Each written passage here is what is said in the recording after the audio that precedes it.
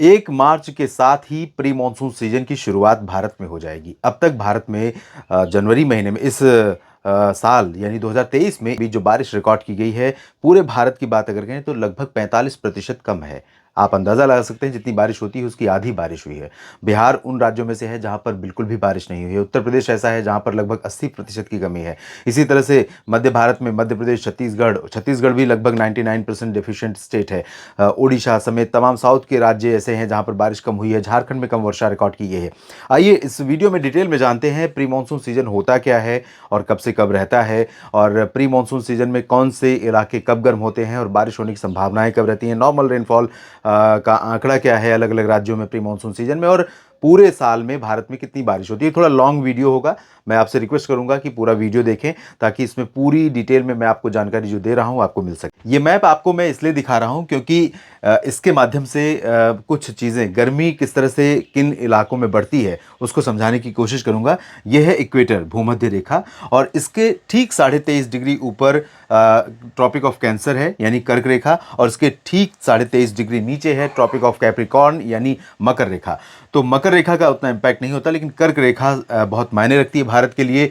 और भारत में 2 दिन ऐसे होते हैं साल में जब सूरज एकदम सीध में होता है, वर्टिकल लंबवत होता है भूमि पर, और खासतौर पर सेंट्रल इंडिया के रीजन्स में इस तरह की स्थितियां देखने को मिलती हैं जब जीरो शेडो डे होता है। यानी आप खड़े हैं और सूरज एक समय दोपहर के आसपास इतनी सीध में चला जाएगा कि आपके चारों तरफ कोई भी परछाई आपको दिखाई नहीं देगी, और ऐसी स्थितियां भूमध्य रेखा के आसपास देखने को मिलती हैं, कर्क रेखा के आसपास देखने को मिलती हैं।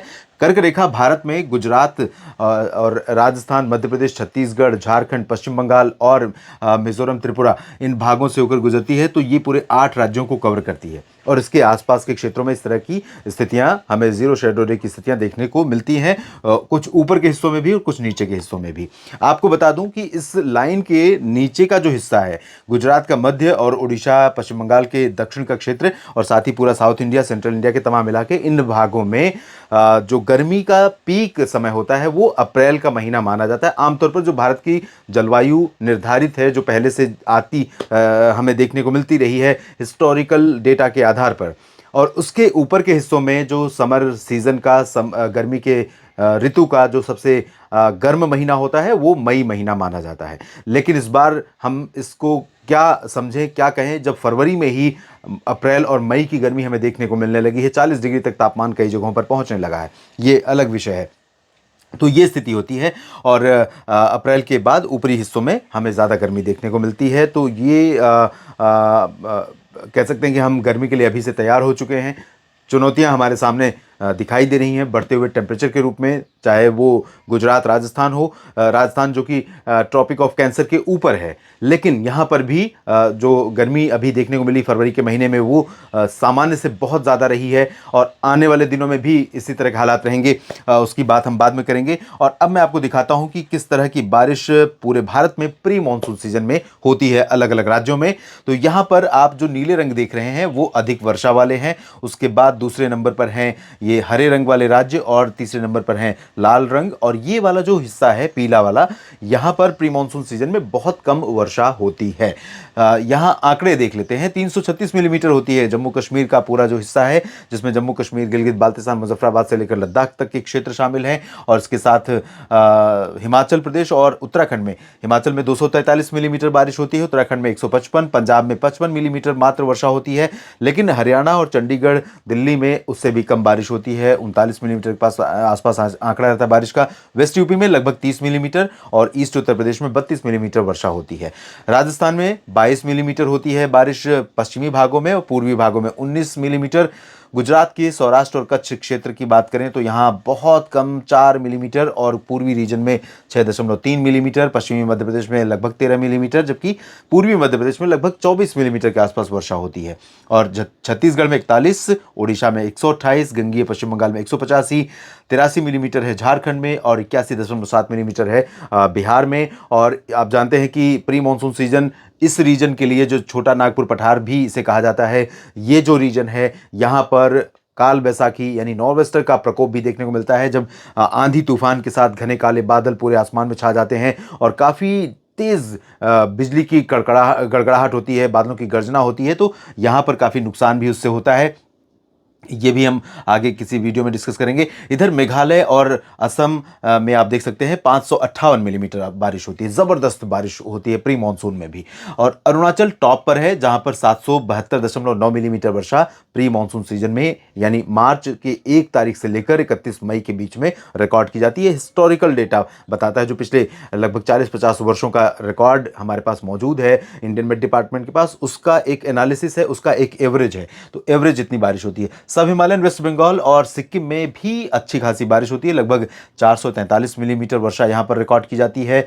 महाराष्ट्र में विदर्भ में 27, मराठवाड़ा में 27 और मध्य महाराष्ट्र में 32, जबकि कोंकण गोवा में 36। तो ज़्यादा वेरिएशन नहीं है, यहाँ 27 होती है, यहाँ 36, 10 मिलीमीटर का अंतर कोंकण गोवा में ज़रूर है, क्योंकि कोंकण गोवा में विंटर रेन बहुत कम होती है। तो अब ये समय आ गया है जब यहाँ पर बारिश की गतिविधियाँ थोड़ा सा बढ़ेंगी, पालघर से लेकर सिंधुदुर्ग और रत्नागिरी के बीच में, लेकिन बाकी इंटीरियर पोर्शन में बहुत ज़्यादा चेंजेस नहीं आएंगे। नॉर्थ इंटीरियर कर्नाटक में 80 मिलीमीटर वर्षा होती है, जबकि कोस्टल कर्नाटक में 155 मिलीमीटर, साउथ इंटीरियर कर्नाटक में 140, आंध्र प्रदेश के रायलसीमा में 82, तटीय इलाकों में 98 और तेलंगाना में लगभग 59 मिलीमीटर वर्षा होती है। तमिलनाडु पुदुचेरी में 126 और केरल में 361 मिलीमीटर वर्षा रिकॉर्ड की जाती है। तो केरल भी अच्छी खासी बारिश वाला क्षेत्र है प्री मानसून में, और लक्षद्वीप में होती है 203 मिलीमीटर के आसपास वर्षा।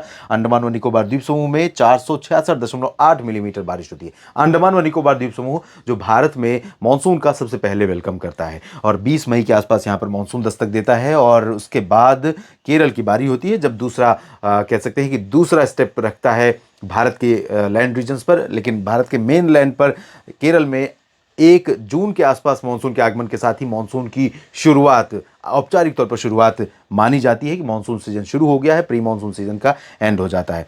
तो ये कंडीशन है प्री मानसून सीजन की बारिश की। और इसके बाद मैं आपको दिखाता हूं कि पूरे भारत में हर एक राज्य में, अलग अलग राज्य में कितनी बारिश होती है साल भर में। सबसे अधिक वर्षा की बात अगर मैं करूं तो यहां पर आप देख सकते हैं अरुणाचल प्रदेश 2913 मिलीमीटर वर्षा यहां पर रिकॉर्ड की जाती है। 3979 मिलीमीटर बारिश होती है मेघालय का चेरापूंजी भारत का सर्वाधिक वर्षा वाला स्थान माना भी जाता है। हालांकि चेरापूंजी के अलावा भी मेघालय में कई लोकेशंस ऐसी हैं जहां पर उससे ज्यादा बारिश रिकॉर्ड की जाती है, लेकिन मेजरमेंट वहां होता रहा है इसलिए वहां काउंट किया जाता है। इसके अलावा नागालैंड में 1720 और असम में 2239, मणिपुर में 2032 मिलीमीटर, मिजोरम में 2538 मिलीमीटर, त्रिपुरा में 2392 मिलीमीटर वर्षा होती है। पश्चिम बंगाल में गंगे क्षेत्रों में और उप हिमालयी भागों में 1831 मिलीमीटर बारिश होती है। झारखंड में 1256, बिहार में 1192 मिलीमीटर, उड़ीसा में 1444, छत्तीसगढ़ में 1281 मिलीमीटर, मध्य प्रदेश में 1033, महाराष्ट्र में 1140, महाराष्ट्र में मध्य प्रदेश से ज्यादा बारिश होती है। गुजरात में 727 मिलीमीटर, दादरा नगर हवेली दमन दीव में 2226, गोवा में 3271 मिलीमीटर वर्षा रिकॉर्ड की जाती है। कर्नाटक में 1144, तेलंगाना में 956 और पुदुचेरी में 1476, जबकि आंध्र प्रदेश में 913 मिलीमीटर बारिश होती है। और यहाँ पर तमिलनाडु में 941 मिलीमीटर वर्षा रिकॉर्ड की जाती है। दोस्तों मैं आपको बता दूं कि तमिलनाडु में इस सीज़न में, यानी जो पूरे भारत में जो बारिश होती है, पूरे साल में जो बारिश होती है उसमें मानसून सीजन में कम बारिश होती है, और जो विंटर मानसून होता है यानी कि नॉर्थ ईस्ट मानसून, उस दौरान यहाँ पर ज़्यादा वर्षा रिकॉर्ड की जाती है। केरल में 2921 मिलीमीटर, लक्षद्वीप में 1563 मिलीमीटर वर्षा दर्ज की जाती है। तो ये पूरे भारत के साल के आंकड़े हैं बारिश के। और अब आपको मैं बताता हूँ कुछ फैक्ट, कुछ परिस्थितियाँ जिनके आधार पर प्री मानसून सीजन में हमें वर्षा देखने को मिलती है। आप अच्छी तरह जानते हैं कि लैंड का जो टेम्परेचर है, यानी ज़मीनी भागों का जो तापमान है, वो समुद्री भागों से अपेक्षाकृत गर्मियों में ज़्यादा हो जाता है।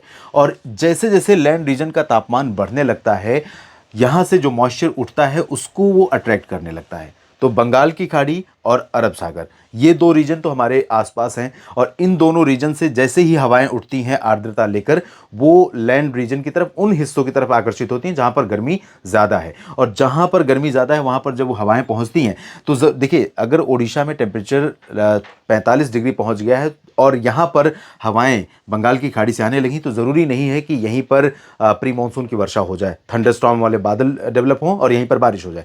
कई बार ऐसा होता है कि यहाँ पर उठे बादल और वो बादल जब ट्रोपोस्फियर में मॉइस्चर जो उठा, नमी जो उठी, और वो ट्रोपोस्फियर में पहुंचने के बाद जहां पर कि फ्रीजिंग पॉइंट है, जहां पर पानी जमने की स्थिति होती है, जहां पर क्लाउड फॉर्मेशन होता है, वो उस लेवल पर जब पहुंचे और उसके बावजूद उन बादलों को आगे निकलने का मौका मिला, तो जिस भी हिस्से में पहुंचेंगे वहां पर वो बारिश दे सकते हैं। तो कई और कंडीशंस होती हैं बारिश के लिए, जमीन पर किस तरह की कंडीशन है, एटमॉस्फेयर में किस तरह की कंडीशन है, तो बहुत सारी कंडीशंस होती हैं। तो ऐसे में ये कई बार आपने देखा होगा कि पूरे राज्य में गर्मी है, लेकिन किसी पर्टिकुलर जगह पर आंधी तूफान आया और उसके साथ बारिश हो गई। तो ये इस तरह की कंडीशन प्री मॉनसून में ही देखने को मिलती है। और जब प्री मॉनसून में बारिश होती है उस दौरान तेज बादलों की गर्जना और तेज हवाएं चलना, आंधी तूफान की स्थितियां रहना, और बादलों की गर्जना के साथ बिजली का कड़कना, और बारिश होना। बारिश के साथ ओले भी, कई बार छोटे कई बार बड़े बड़े ओले गिरते हैं। और ये समय होता है, और ये समय बहुत चैलेंजिंग होता है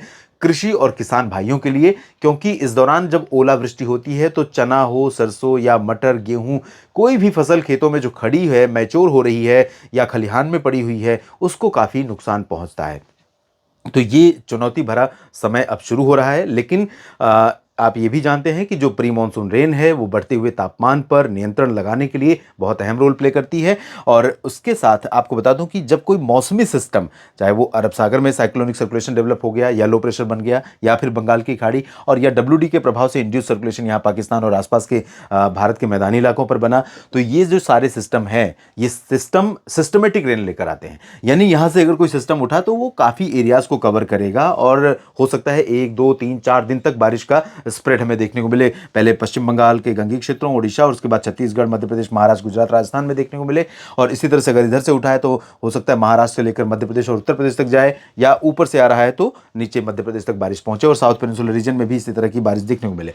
लेकिन जब प्री मॉनसून की लोकल कंडीशंस पर बारिश होती है, जैसा कि मैंने पहले बताया कि टेम्परेचर बहुत गर्म है, टेम्परेचर बहुत ज़्यादा बढ़ गया है, मॉइस्चर वाली हवाएं उठी और आईं, और वहाँ से हवा का दबाव हुआ तो आंधी तूफान चलने लगा, और उसके बाद ऊपर नीचे आंधी तूफान, ऊपर बादल डेवलपमेंट। बादल जैसे ही बने तो जाहिर सी है बात की प्रेशर बढ़ेगा, जब बादल मूव करेंगे तो प्रेशर बढ़ेगा और आंधी तूफान की गतिविधियां होंगी, और ऐसे में उसके बाद बारिश और ओले गिरेंगे। तो ये कंडीशंस यहाँ पर शुरू हो जाती हैं। फिलहाल 3 दिन तक, अगले 3 दिन तक किस तरह की बारिश होने की संभावना है, 28 फरवरी, 1 और 2 मार्च को, उसके बारे में मैंने वीडियो पहले ही अपलोड कर दिया था। ये वीडियो मैं अब अपलोड कर रहा हूँ, इसमें आप देख सकते हैं डिटेल में कि किस तरह की बारिश भारत में होती है और किस तरह की गर्मी पड़ती है।